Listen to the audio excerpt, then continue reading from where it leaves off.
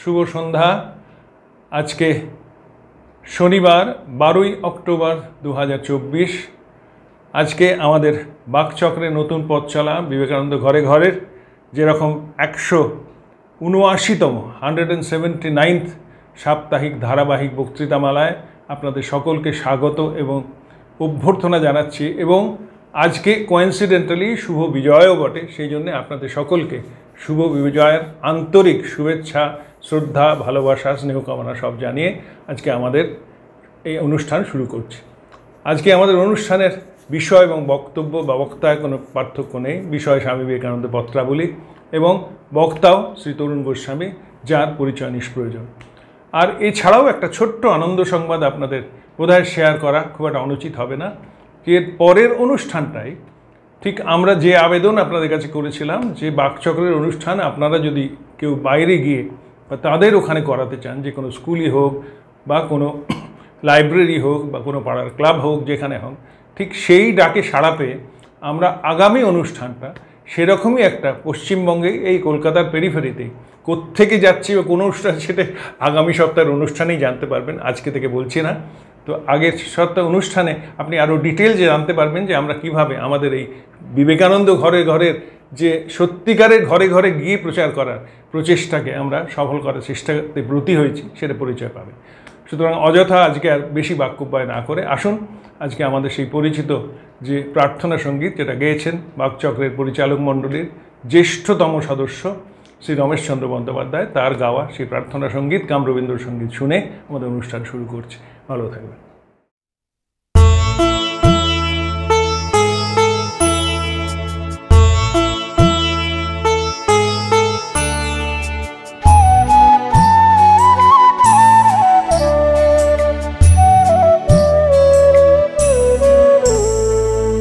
তোমারে করিয়াছি জীবনের রূপতারা, এ সমুদ্রে আরো কবু হব না গো পথহারা। তোমারে করিয়াছি জীবনের রূপতারা।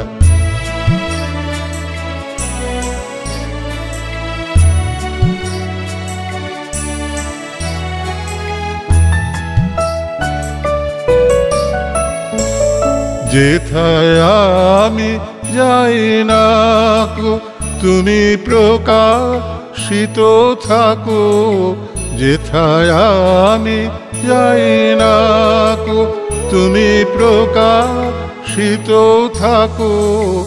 অকুল নয়ন জলে ঢালো গো কিরণ ধারা। তোমারে করিয়াছি জীবনের রূপতারা।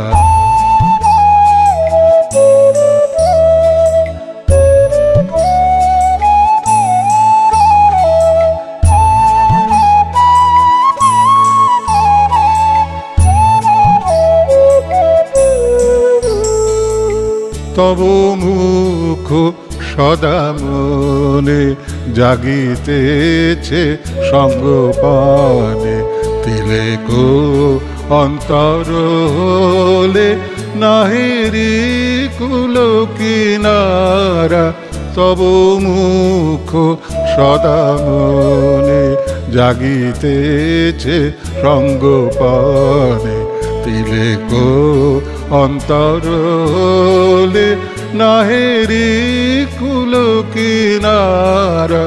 কখনো বিপথে যদি ভ্রমিতে চায় হৃদি, কখনো বিপথে যদি ভ্রমিতে চায় হৃদি, অমনীয় মুখ হেরি শরমে যে হয় সারা। তোমারে করিয়াছি জীবনের রূপতারা, এ সমুদ্রে আরো কবু হব না গো পথহারা। তোমারে করি আছি জীবনেরও ধ্রুব তারা।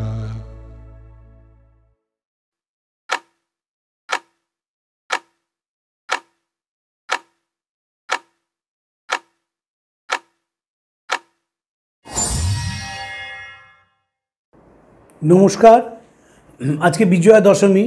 আপনারা আমার প্রীতি শুভেচ্ছা নমস্কার নেবেন। কয়েকটা বিজয়া দশমী আমরা বাকচক্রে পার করলাম, এটাও আরেকটি বছর, এটাও আমাদের একটি অভিজ্ঞতা। এবং স্বামীজির কাছে প্রার্থনা করি, যারা এখানে শ্রোতা রয়েছেন, যারা সবে বাকচক্র শুনতে শুরু করেছেন, যারা প্রাচীন শ্রোতা রয়েছেন, স্বামীজির আশীর্বাদ যেন সকলের উপর সমানভাবে বর্ষিত হয়।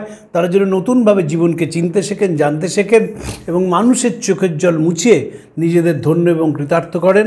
যেমন স্বামীজি চেয়েছেন, আমরা যেন সেই স্বামীজির যোগ্য সন্তান হয়ে উঠতে পারি। আজকে আমি যে চিঠিটি নিয়ে আলোচনা করব, সেটি স্বামীজি তার মাদ্রাজি ভক্ত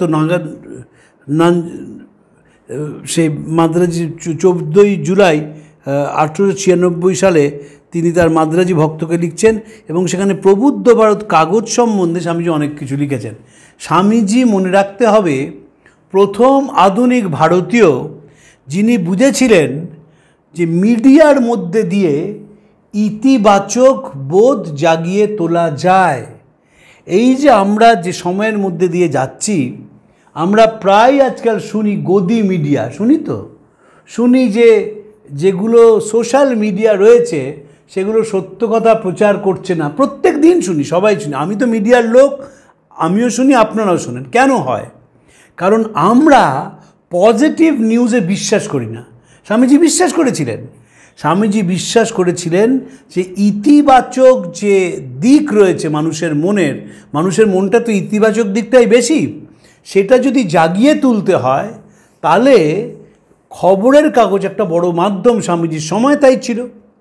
স্বামীজি প্রথম মানুষ যিনি ত্রৈভাষিক খবরের কাগজ প্রকাশ করার কথা বলেছিলেন। ইংরেজি, বাংলা, হিন্দি আর ট্রাইলিঙ্গুয়াল নিউজ পেপার, এবং প্রতিদিন সেই কাগজ বিনা পয়সা দেওয়া হবে স্বামীজি বলেছিলেন। উদ্বোধন যেমন বেরোলো সেটি মাসিক পত্রিকা, তেমনি স্বামীজি চেয়েছিলেন প্রত্যেক দিন কাগজ দেবেন এবং তার বিপুল খরচ সেটি কোনো দিনই হয়নি। তবে বেলুড় মঠ টেলিভিশন চ্যানেলের দিকে যাচ্ছে আস্তে আস্তে, এবং এই পজিটিভ টেলিভিশন চ্যানেল করে মানুষকে পজিটিভ থটস দেওয়া এটা ভীষণ দরকার হয়ে পড়েছে। এটা বিদেশে শুরু হয়ে গেছে। যোগদা সৎসঙ্গ নিজেদের টেলিভিশন চ্যানেল আছে। যদি যোগদা সৎসঙ্গের চ্যানেল কখনো দেখবেন সকাল থেকে সেখানে যোগ, সেখানে প্রাণায়াম, সেখানে বেদান্ত, সেখানে কালেকটিভ লাইফ, সেখানে লাইফস্টাইল ডেভেলপমেন্ট সব বলা হচ্ছে। ঠিক সেই রকমই মঠও একটা দেবে। মঠও একটা ভাবনা চিন্তার মধ্যে আছে, সেটা টেলিভিশন চ্যানেল আসবে এবং তার মধ্যে দিয়ে মানুষকে ইতিবাচক কথা শোনানো হবে। কারণ সমাজটা যেখানে যাচ্ছে সেখানে একমাত্র ইতিবাচক চিন্তাই আমাদের মনের পরিবর্তন আনতে পারে। আর পাশ্চাত্যের সঙ্গে আমাদের তফাৎ কি? পাশ্চাত্যের মানুষ মনে করেন যে ওরা তো মনে বিশ্বাস করে না, বলে বুদ্ধিটাই আসল, বুদ্ধি চলছে। আমরা বলি মন পাল্টানো যায়।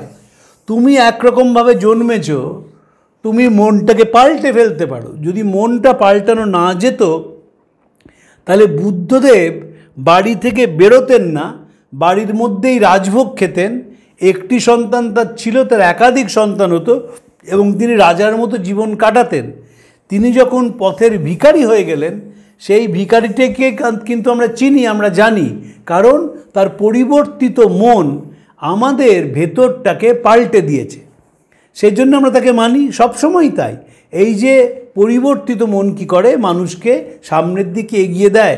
তো স্বামীজি সম্বন্ধে রবীন্দ্রনাথ বড় কথা বলেছিলেন। ওকাকুরা জাপান থেকে আসেন এবং তিনি এসে স্বামীজিকে বলেন যে আপনি আমাকে জীবনের শিক্ষা দিন।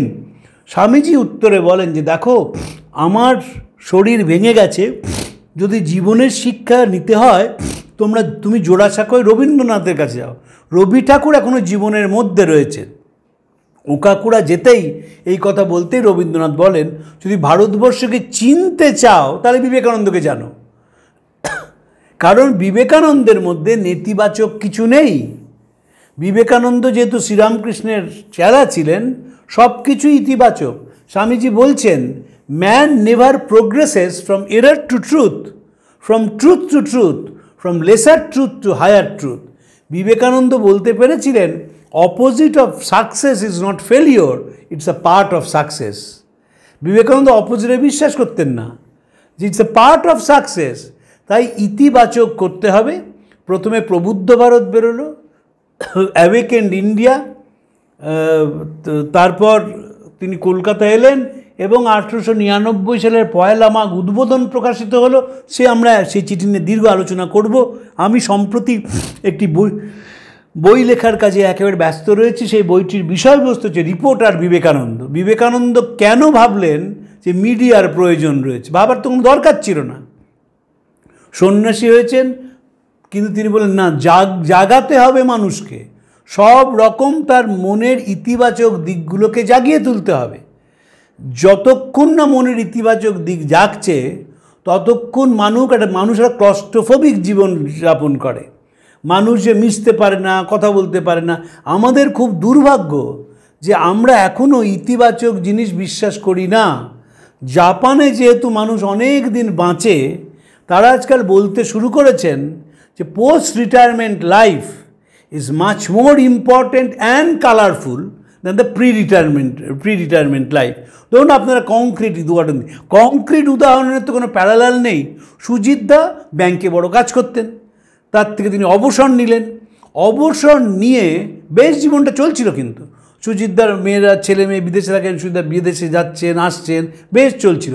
হঠাৎ বিবেকানন্দ মাথায় ঢুকে গেল, এবং বিবেকানন্দ মাথায় ঢোকাতে কি হলো, তার মনে হলো যে আমার যখন বিবেকানন্দটা ভালো লেগেছে, আমার যখন বিবেকানন্দের ইতিবাচক বোধ আমাকে আপ্লুত করেছে, আমি যেমন জীবনের যখনই নানা বাঁকে এসে দাঁড়িয়েছি, সারদামণি আমাকে আশ্রয় দিয়েছেন বা সারদামণির মানসিক সান্নিধ্যে আমি আনন্দ পেয়েছি, আমি কেন সেটা সর্বজনীন করব না? এই যে ফিলসফি, এই philosophy drove him to start Bakchakra. বহু মানুষ তো রিটায়ার করছেন, তারা এর দিকে নাই যেতে পারতেন। তার মনে হয়েছিল যে এইগুলো যেহেতু আমাকে আনন্দ দিয়েছে, আমার তার প্রতি টান বাড়িয়েছে, আমার বিশ্বাস বাড়িয়েছে, ফলে আমি সেই বিশ্বাসটাকে আরও 5 জনের সঙ্গে ভাগ বাটোয়ারা করে দিই। এবং এই ভাগ বাটোয়ারা করাতেই হচ্ছে একটা পজিটিভ থট। সেই পজিটিভ থট বাকচক্রকে এতদিন সামনের দিকে এগিয়ে নিয়ে যাচ্ছে। সেটি সম্ভব হচ্ছে একটি মানুষের সদিচ্ছার জন্য। এরকম বহু সদিচ্ছা সারা ভারতবর্ষে নানাভাবে ছড়িয়ে আছে। আমি কিছুদিন আগে গিয়েছিলাম শান্তিপুরে, এখানে একটি প্রতিষ্ঠান রয়েছে, সকলেই সেখানে রিটায়ার করেছেন, এবং রিটায়ার করার পরে তারা বিভিন্ন স্কুলে গিয়ে তাদের ভালো কথা শোনাচ্ছেন স্কুলের ছেলে মেয়েদের। তাদের এনে ছবি আঁকা শেখানো, আবৃত্তি শেখানো, গান শেখানো, বাজনা শেখানো, সব কিছুর মধ্যে দিয়ে তারা সামগ্রিক উন্নতির স্বপ্ন দেখেছেন। বিবেকানন্দ এই সামগ্রিক উন্নতির স্বপ্ন দেখেছেন। মনে রাখবেন, ভারতবর্ষ এমন একটি দেশ যে দেশ ব্যক্তির উন্নতিতে বিশ্বাস করেনি, বিশ্বাস করেছে সামগ্রিক উন্নতিতে। কার্ল মার্কসের, লেনিনের বহু আগে ঋষি বলেছিলেন সর্বে ভবন্তু সুখিনঃ, সর্বে সন্তু নিরাময়া, সর্বে ভদ্রাণী পশ্যন্তু মা কশ্চিৎ দুঃখ আকভবৎ। এই যে সর্ব কথাটা, এটা হচ্ছে ভারতবর্ষের বলতে পারেন বিগেস্ট ইউএসপি, যে সবাই ভালো থাকুক। এখন সবাইকে যদি ভালো থাকতে হয়, তার কিছু পজিটিভ মিনস দরকার। আমরা যেমন বাকচক্রের মধ্যে আছি, পবিত্র সুরমশাই যেমন আমাদের বাকচক্রে তুলে ধরছেন, তেমনি বহু অনুষ্ঠান কাভার করে বহু ইতিবাচক কথা মানুষের সামনে এনে তিনি নিরলস সেবা করে চলেছেন। এই নিরলস সেবাটা কিন্তু আমরা কখনো বড় করে দেখি না, কারণ আমাদের ধারণাটাই নেই বলে। এটাও কিন্তু সেবা। সেবা মানে এক ধরনের, সেবা মানে শুধু অনাথকে খেতে দেওয়া নয়, সেবা মানে অনাথ আশ্রম চালানো নয়, সেবা মানে হাসপাতাল নয়, স্কুল নয়। যখন মানুষের মনোরাজ্যে আপনি পরিবর্তনের কথা বলছেন, তখন আমরা যখন বাকচক্র, আমাদের নানা রকম অভিজ্ঞতা আছে, তো বিভিন্ন জায়গায় গেছি, তারা বলছে আমরা কিন্তু প্রত্যেক শনিবার মন দিয়ে বাকচক্র শুনি, আমাদের অভিজ্ঞতা আছে। সুজিতদার কাছেও সেরকম বহু খবর আছে, আমার কাছেও বহু খবর আছে। বহু জায়গায় দেখেছি তারা পত্রাবলী এনে সই করিয়ে নিচ্ছেন যে পত্রাবলীটা কিনেছি, পত্রাবলী পড়তে শুরু করেছি। স্বামীজি সংবাদ কিনেছি, একজন তো বললেন যে আমি কয়েকটা স্বামীজির পদপ্রান্তে কিনেছি, আমরা পদপ্রান্তে নিয়ে আলোচনা করেছি। ফলে মানুষকে ইতিবাচক বোধ দেওয়াটাও কিন্তু সমাজের সেবা। এটা ঠিক যে আমরা কোনো অনাথ আশ্রমে যাচ্ছি না, এটা ঠিক আমরা হাসপাতাল চালাচ্ছি না, এটা ঠিক আমরা স্কুল খুলছি না, কিন্তু প্রত্যেক শনিবার দিন মানুষের মনোজগতে যাতে পরিবর্তন আসে, এই আশায়, এই প্রার্থনায় আমরা স্বামীজির কথা আপনাদের কাছে পৌঁছে দিই। সেটাও একটা বড় ধরনের সেবা কাজ বলে আমরা মনে করি। স্বামীজির সেই রকম সেবা কাজ ছিল, একটা কাগজ বের করতে হবে, সেই কাগজের মধ্যে দিয়ে তিনি সব জায়গায় সেটাকে ছড়িয়ে দিতে চেয়েছেন। প্রবুদ্ধ ভারতগুলি পৌঁছেছে এবং ক্লাসে বিলিও করা হয়েছে। পত্রিকা খুব সন্তোষজনক হয়েছে। ভারতের যথেষ্ট প্রচলন হবে নিশ্চয়, আমেরিকাতেও এর কিছু গ্রাহক হতে পারে। ইতিমধ্যে আমি আমেরিকায় এই কাগজটার বিজ্ঞাপন দেওয়ার ব্যবস্থা করেছি এবং গুডিয়ার ইতিমধ্যেই তা করে ফেলেছে, কিন্তু এখানে কাজ অপেক্ষাকৃত ধীরে চলতে হবে। তাই ইংল্যান্ডে কেমন অবস্থা তিনি বর্ণনা করেছেন। এবার প্রবুদ্ধ ভারতের মার্কেটিং নিয়ে কি স্বামীজি বলছেন দেখুন। শুধু তৈরি করলেই হবে না, মানুষের কাছে পৌঁছাতে হবে, যেটাকে এখনকার পরিভাষায় মার্কেটিং বলা হয়। আমি এখানে গ্রাহক সংগ্রহের চেষ্টায় আছি, কিন্তু বিদেশি সাহায্যের ওপর একেবারেই নির্ভর করবেন না। ব্যক্তির মতো জাতিকেও নিজে সাহায্য করতে হবে। এই হচ্ছে ঠিক স্বদেশ প্রেম। সালটা কত, পরাধীন দেশ 1896। মেক ইন ইন্ডিয়া হলো না কেন? হলো না হচ্ছে আমরা নির্লজ্জভাবে বিদেশের ওপর এখনও বিশ্বাস করতে শুরু করলাম। এই মেধার দেশ, এই বিপুল শিক্ষার দেশ, একটা ঘড়িও দেশে তৈরি হয় না। টাইটান দেশি ঘড়ি নয়, টাটারা পার্টস নিয়ে আসে। আমার দেশি ঘড়ি ছিল HMT, বন্ধ হয়ে গেছে, হিন্দুস্তান মেশিন টুলস। তাই স্বামীজি বলছেন যে ব্যক্তির মতো জাতিকেও নিজে সাহায্য করতে হবে। এটাই হচ্ছে ঠিক স্বদেশ প্রেম। যদি কোনো জাতি তা করতে না পারে তবে বলতে হবে তার এখনও সময় হয়নি, তাকে অপেক্ষা করতে হবে। এবং তিনি বারবার সেলফ রিলায়েন্সের কথা বলছেন। সব সময় মাদ্রাজ থেকেই এই নতুন আলোক ভারতের সর্বত্র ছড়িয়ে পড়া চাই। এই উদ্দেশ্য নিয়েই আপনাকে কাজ করতে হবে। একটি বিষয় আমার একটু মন্তব্য করতে হলো, মলাটটা একেবারে রুচিহীন, অতি বিশ্রী এবং কদর্য। সম্ভব হলে এটাকে বদলে ফেলুন। এই যে প্রবুদ্ধ ভারতটা মার্কেটিং করতে হবে, আপনাকে তার আই ক্যাচিং মলাট দিতে হবে। আমাদের এই অনুষ্ঠান যদি আমরা বলতাম যে বিবেকানন্দ আলোচনা সভা, কেউ শুনতেন না। বিবেকানন্দ ঘরে ঘরে, এর একটা আই ক্যাচিং হেডিং আছে। হেডিংটা শুনলেই যে মনটা বলে, বাবা বিবেকানন্দ ঘরে ঘরে, তাই তো ঘরে পৌঁছে গেছেন স্বামীজি, তাহলে একটু মন দিয়ে শুনি। এই যে প্রত্যেক শনিবার হচ্ছে, এই আই ক্যাচিং সবসময় আপনাকে নতুন জিনিসের মধ্যে বলতে হবে। তাই স্বামীজি বলছেন যে তুমি মলাটটা পাল্টাও, এটাকে ভাবব্যঞ্জক অথচ সরল করুন। আর এতে মানুষের মূর্তি মোটেই রাখবেন না।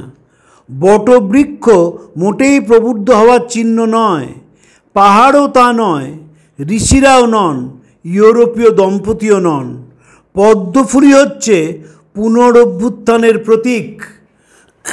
স্বামী প্রমানন্দজি সবসময় বলতেন যে lotus is a symbol of regeneration. তো স্বামীজি কি অসাধারণ বলছেন যে বটবৃক্ষ মানুষের মূর্তি মোটেই আনবেন না, এটাকে ভাবব্যঞ্জক করতে হবে। বটবৃক্ষ মোটেই প্রবুদ্ধ হওয়ার চিহ্ন নয়, পাহাড়ও তা নয়, ঋষিরাও নন, ইউরোপীয় দম্পতিও নন। পদ্মফুলি হচ্ছে পুনরুত্থানের প্রতীক। চারুশিল্পে আমরা বড়ই পিছিয়ে আছি, বিশেষত চিত্রশিল্পে। বনে বসন্ত জেগেছে, বৃক্ষলতার নবকিশলয় আর মুকুল দেখা দিয়েছে। এই ভাবের একটি বনের ছবি আঁকুন দেখি। কত ভাবিত রয়েছে, ধীরে ধীরে তার চিত্রশিল্পে ফুটিয়ে তুলুন। লন্ডনের গ্রিনম্যান কোম্পানি যে রাজযোগ ছেপেছে, তাতে আমার তৈরি প্রতীকটি দেখুন। আপনি বম্বেতে তা পাবেন। আমি নিউ ইয়র্কের রাজযোগ সম্বন্ধে যে বক্তৃতা দিয়েছিলাম, সেগুলি এই পুস্তকে আছে। স্বামীজি কতখানি খুঁটিনাটি বিশ্বাস করতেন, তিনি কাভারের দিকেও তার নজর গেছে। কাভারটা শুধু আই ক্যাচিং হলে হবে না, it should carry a philosophy, একটা দর্শন থাকবে তার। এবং সেই দর্শনটি কি, যে বনে বসন্ত জেগেছে, বৃক্ষলতার নবকিশলয় আর মুকুল, বৃক্ষলতায় নবকিশলয়ের মুকুল দেখা দিয়েছে, এই ভাবের একটি বনের ছবি আঁকুন। মানে সব জায়গাতেই স্বামীজি প্রাণের চিহ্ন দেখছেন। যখন বৃক্ষলতায় নতুন ফুল এসেছে, যখন বনের মধ্যে নতুন প্রাণ এসেছে, সেই প্রাণের কথা বলতে হবে। প্রবুদ্ধ মানে অ্যাওয়েকেন্ড মাইন্ড, মাইন্ড মানে new life, new mind, new thought. এই যে নতুন করে কোনো জিনিস ভাবা, এইটি ছিল বিবেকানন্দের জীবনের একমাত্র কথা।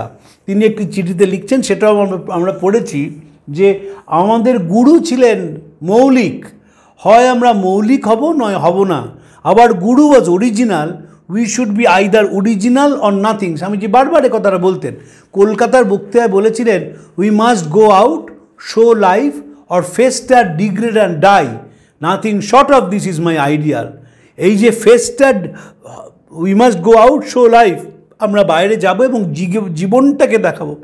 এছাড়া আমরা ফেস্টার, ডিগ্রেড অ্যান্ড ডাই, এছাড়া আমরা পচে গলে মারা যাব। আরেকটি চিঠিতে স্বামীজি লিখছেন যে আমি একটা আগুনকে বহন করে বেড়াচ্ছি, দুর্ভাগ্য এই যে তোমরা সে আগুনটাকে ছুঁতে পারছো না, তোমরা এখনও সেই ছেঁড়া নেতা নিয়েই টানাটানি করছো। প্রভুর কাছে প্রার্থনা করি যে তোমরা আগুনকে ছুঁতে পারো। প্রত্যেক ক্ষেত্রে জীবনের জয়গান বিবেকানন্দ গেয়েছিলেন। জীবনের জয়গান গাওয়া, সেই জয়গান যদি গাইতে হয় তাহলে কোথাও কোনো নেতিবাচক কিছু থাকবে না। শুনেছিলেন কার কাছ থেকে? শুনেছিলেন তার গুরুর কাছ থেকে। ঠাকুরের জন্মোৎসব পালিত হচ্ছে দক্ষিণেশ্বরে, সেখানে মাস্টার মশাই এবং স্বামীজি আলোচনা করছেন। স্বামীজির বক্তব্য ছিল মাস্টার মশাইয়ের কাছে যে আপনি তো সমাজে সেইভাবে মেশেন না, সমাজের মধ্যে একটা ব্যাপক পচন শুরু হয়েছে এবং ছাত্ররা সেই পচনটাকে আরও বাড়িয়ে দিচ্ছেন। যখন এই রকম দুজনের কথা হচ্ছে তখন ঠাকুর সেখানে আসেন, এসে জিজ্ঞেস করেন কি কথা হচ্ছিল। স্বামীজি বলতেই নরেন্দ্রনাথকে তিরস্কার করে বলেন, এখানে ওসব কথা নয়। মানে আপনি যখন দক্ষিণেশ্বর মন্দিরে এসছেন, mind should be full of positive thoughts. আর একটা উদাহরণ দিই, দক্ষিণেশ্বর মন্দিরে শ্রীরামকৃষ্ণের অনুরোধে গিরিশ ঘোষ গেছেন। তাকে দেখেই শ্রীরামকৃষ্ণ বলছেন যে এতক্ষণ তোমার কথাই হচ্ছিল। ভবনাথের সঙ্গে বসে কথা বলছেন, যেই গিরিশকে বলেছেন তোমার কথাই হচ্ছিল, গিরিশের মনে হয়েছে যে আমার অসাক্ষাতে আমার ত্রুটিগুলি নিয়ে আলোচনা করা, সেটাই তো কলকাতার মানুষের ধর্ম। খুব ভয়ে ভয়ে জিজ্ঞেস করলেন কি কথা হচ্ছিল। ঠাকুর উত্তরে বললেন, আমি ভবনাথকে বলছিলাম বাগবাজারের গিরিশ ঘোষ তার ঈশ্বরে কি বিশ্বাস। এই পজিটিভ মাইন্ড ঘুরিয়ে দিলেন। তিনি বলতেই পারতেন আরে গিরিশ ঘোষ তো মতাল, গিরিশ ঘোষ তো থিয়েটার করে, গিরিশ ঘোষ নাগাড়ে গালাগাল দেয়, কুপাড়ায় যায়। বললেন না, বলেন বাগবাজারের গিরিশ ঘোষ তার ঈশ্বরে কি বিশ্বাস। গিরিশ ঘোষ অবাক হয়ে গেলেন শুনে, এবং ওই যে ঠাকুরের কথা, তার মনটা কিন্তু এক মুহূর্তের জন্যে ইতিতে ভরে গেল। এবং কেমনভাবে ভরে গিয়েছিল, 16ই আগস্ট শ্রীরামকৃষ্ণের দেহত্যাগ হয়। যখন কাশীপুর থেকে গিরিশের বাড়িতে খবর পৌঁছায়, আমি আমার ফেসবুক পেজে লিখেছি, যিনি খবর বহন করে এনেছিলেন গিরিশকে মারতে উদ্যত হন। হরে হয়ে বলেন, শোন, তোদের ঠাকুর মারা গেছেন, আমার ঠাকুর মারা যায়নি, তাই তোরা যা। গিরিশ ঘোষ দাহ কাজের সময় শ্মশানে যাননি, কারণ তিনি বিশ্বাস করতেন যে তার যে গুরু তিনি বেঁচে রয়েছেন, সেই গুরুর কোনো মৃত্যু নেই, গুরুর ভাবের যে কোনো মৃত্যু নেই। এটাই হচ্ছে পজিটিভ থট। এবং আমরা গোটা জীবনটাই দেখব যে ঠাকুর গিরিশ সম্বন্ধে বলছেন তার পাঁচশিকে পাঁচানা বিশ্বাস।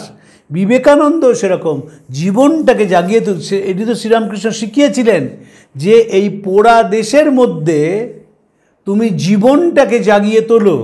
সারদামণিকে বলছেন কলকাতার লোকেরা পোকার মতো কিলবিল করে বেড়াচ্ছে, তুমি তাদের দেখো। এবং স্বামীজি দেখেছিলেন যে ঠাকুরের মধ্যে কোনো তো নেগেটিভ থটস নেই। সারদামণি একটি অসাধারণ স্বপ্ন দেখেছিলেন।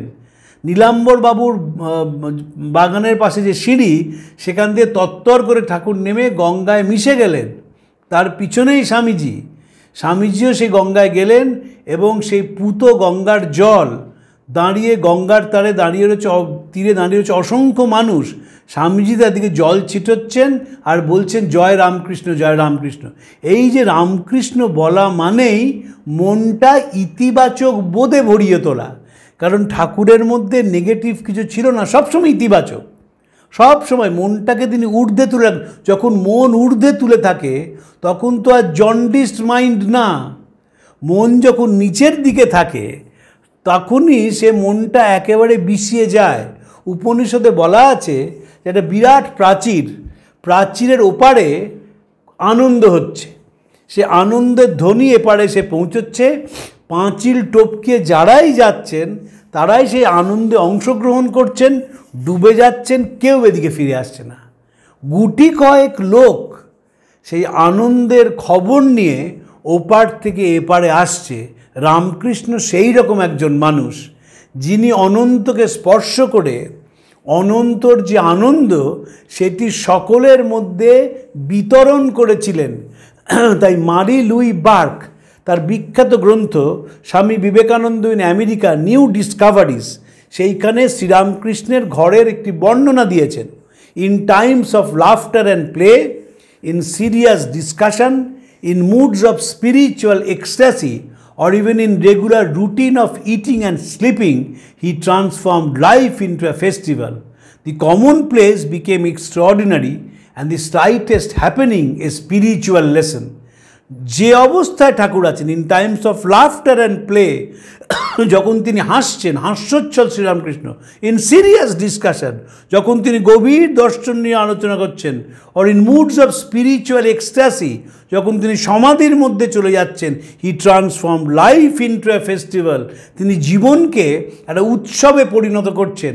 কমন প্লেস বিকেম এক্সট্রাঅর্ডিনারি, সাধারণ যে দক্ষিণেশ্বরের ঘর সেটি অসাধারণ অবস্থা হয়েছিল এবং প্রত্যেকটি কথা মানুষের মনকে ঈশ্বরমুখী করে তুলছিল।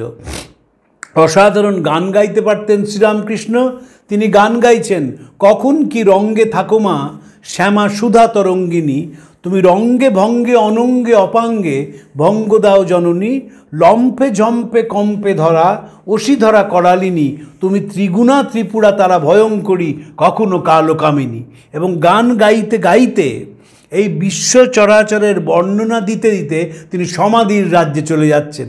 মন যখন অতি পবিত্র হয়, মন যখন ইতিবাচক বোধে ভরে থাকে, মন যখন উচ্চ আকাশে চলে যায়, তখন সে কী দেখছে সেটি ভাষায় প্রকাশ করতে পারে না। মানসিক পবিত্রতা হলেই মনের এই স্তরটিতে পৌঁছানো যায়। উইলিয়াম হেস্টি এই কথাটি ছাত্র নরেন্দ্রনাথদের ক্লাসে বলেছিলেন এবং বলেছিলেন, তোমরা যদি সমাধি দেখতে চাও তাহলে দক্ষিণেশ্বরে পরমহংস রামকৃষ্ণের কাছে যাও, সেখানে দেখবে সমাধি কাকে বলে। আবার স্বামী যখন গান গাইছেন, তোমারেই করিয়াছি জীবনের ধ্রুবতারা, যেটি আমাদের বাকচক্রের প্রার্থনা সঙ্গীত, সেটি শুনেও ঠাকুর সমাধিস্থ এবং স্বামীজিকে বলছেন, এর যে গায়ক, এর যে কবি, তার মন আধ্যাত্মিকতায় পূর্ণ। এই আমরা যদি শুনি তোমার এই করিয়াছি জীবনের ধ্রুবতারা, সেখানে দেখবেন মানুষের যে আত্মনিবেদন কার কাছে, অনন্তের কাছে। লুনের পুতুল সাগর মাপতে গিয়েছিল, হারিয়ে গেল, খবর দিবে কে? ব্যক্তি মানুষ এগোতে এগোতে সে অনন্তকে স্পর্শ করে। রাসেল বলবেন to feel one with the stream of life. আর রোমারোলা তার বইতে ঠাকুর সম্বন্ধে বলেছেন, it is my sincere desire to bring the beatings of the sounds of the artery to the ears of fever stricken Europe which has murdered sleep. Europe অসুস্থ, রাত্রির নিদ্রা ত্যাগ করেছে। I wish to wet its lips with the blood of immortality. এবং আমি এদের ঠোঁটগুলোকে অমৃত দিয়ে ভরিয়ে দিতে চাই। It is because Ramakrishna, more fully than any other man, not only conceived but realized in himself the total unity of this river of God, open to all rivers and all streams, that I have given him my love, and I have drawn a little of his sacred water to slake the great thirst of the world. মানুষের যে তৃষ্ণা আমি এক অঞ্জলি জল সেখান থেকে নিয়ে এসেছি এই তৃষ্ণা নিবারণের জন্যে। কেন? It is because Ramakrishna more fully than any other man not only conceived but realize in himself the total unity of this river of god.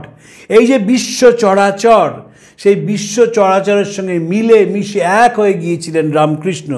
আমি সেই রামকৃষ্ণর কাছ থেকে এক অঞ্জলি জল নিয়ে আসতে চাই এবং মানুষের যে তৃষ্ণা, জাগতিক তৃষ্ণা, আমি সেটি মেটাতে চাই ইতিবাচক বোধ দিয়ে। যখনই আমি সেই জল আনার কথা ভাবছি তখনই সেটি ইতিবাচক। আমরা যখন আচমন করি পুজোর আগে, তখন ইতিবাচক বোধে মনটা থাকে বলেই আমরা বলি গঙ্গে চ যমুনে চৈব গোদাবরী সরস্বতী। ইতিবাচক। বিবেকানন্দ সেই ইতিবাচক কথার একেবারে অবতার ছিলেন। তাই যখন একটি কাগজ খুলবেন বলেছেন, কাগজ বেরিয়েছে, তারও মলাট নিয়ে কথা বলছেন এবং এমনভাবে বলছেন যে মলাটেও যেন প্রাণের স্পন্দন থাকে, মলাটেও যেন হৃদয়ে উষ্ণতা থাকে, মলাটেও যেন মনের স্পর্শ থাকে। মলাটটা এমনভাবে হবে যেন জীবনের জয়গান পাঠক শুনতে পায়। এই শোনাটা যখন আমাদের হয়, আমরা যখন জীবনের জয়গান শুনি, আমরা সঙ্গে সঙ্গে মনটাকে অন্য স্তরে নিয়ে যাই এবং আস্তে আস্তে নিজের পরিবর্তন শুরু হয়। সেই পরিবর্তন আমাদের এমনভাবে নতুন ছাঁচে করে তৈরি করে যে নিজেদেরই আমরা চিনতে পারি না। বিবেকানন্দ সম্বন্ধে ভারতী পত্রিকার সম্পাদিকা সরলা দেবী চৌধুরানী বলেছিলেন, বিবেকানন্দের মধ্যে ছিল ডিনামাইটের শক্তি, ভেঙে গড়ার অপূর্ব ক্ষমতা। তার একটি স্ফুলিঙ্গ আমার মধ্যে এসে পড়েছিল, আমাকে ভেঙে গড়েছিল। এই যে বিজয়া দশমী আমরা পালন করি, মার যে পুজো হয়, সেই পুজোর মধ্যে দিয়ে আমরা আমাদের ভেতরে যা কিছু অশুভ, যা কিছু অপবিত্র, যা কিছু অকল্যাণকর, তার হত্যা করি এবং যে মানুষটিকে আমরা বের করে আনি, সেই মানুষটি ইতিবাচক বোধ দ্বারা তাড়িত, ইতিবাচক বোধ দ্বারা ভাবিত। আমরা ইতির পুজো করি বলেই মা দুর্গাকে নিয়ে আসি, তার আরাধনা করি, যাতে সেই আলোয় আমরা আলোকিত হয়ে বহুজন হিতায়, বহুজন সুখায় জীবনযাপন করে জীবনটাকে অর্থবহ এবং জীবনটাকে সুন্দর করতে পারি। সকলের মা সকলের উপর সে আশীর্বাদ করুন, এই প্রার্থনা জানিয়ে আজকের বক্তব্য শেষ করছি। প্রাণারাম প্রাণারাম প্রাণারাম প্রাণারাম প্রাণারাম প্রাণারাম। কি যেন লুকানো নামে তাই মিষ্ট এত তব নাম। প্রাণারাম প্রাণারাম প্রাণারাম প্রাণারাম প্রাণারাম।